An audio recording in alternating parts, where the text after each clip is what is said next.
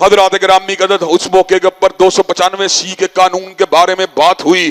حضرات گرامی قدر بعض لوگوں نے اس کے حوالے سے ریزرویشن کا اظہار کیا. میں نے اس موقع کے اوپر مسلمانوں کی ترجمانی کرتے ہوئے علمی دلائل دیے اور یہ بات کہی معاشرے کو نقص امن سے بچانے کے لیے بلیسفیمی لاس کا ہونا انتہائی ضروری ہے. جب بحث بڑھتی چلی گئی، جب بحث طول پکڑتی چلی گئی، تو میں نے اس موقع کے اوپر مسیحی چرچ کے اندر کھڑے ہو کر، مسیحیوں کے اجتماع میں کھڑے ہو کر کہا تھا، ہم نے آپ کے سامنے علمی ادلہ کو رکھ دیا ہے، علمی دلائل کو رکھ دیا ہے. آپ کو اگر یہ بات سمجھ میں نہیں آتی تو پھر میرے جذباتی پیغام کو بھی سن لیں. ہم ابھی زندہ ہیں. جس نے حضور کو گالی دی اور گالی کے بارے میں نرم روی کا مطالبہ کیا، ہم اس کو کیتھیڈرل کے چرچ کے اوپر جو ہے اس کی صلیب کے ساتھ لٹکا دیں گے، لیکن حضور کی حرمت کے اوپر سمجھوتا نہیں کریں گے. جب میں نے کڑک کے یہ بات کہی، جب میں نے یہ گرج کے بات کہی، عیسائی پادری بھی خاموش ہو گئے، مسیحی عوام بھی خاموش ہو گئے. انہیں سمجھ آ گئی ابھی محمد عربی کا ایک غلام زندہ ہے، ابھی شمع رسالت کا ایک پروانہ زندہ ہے، ابھی خیر البشر کا ایک جانثار زندہ ہے.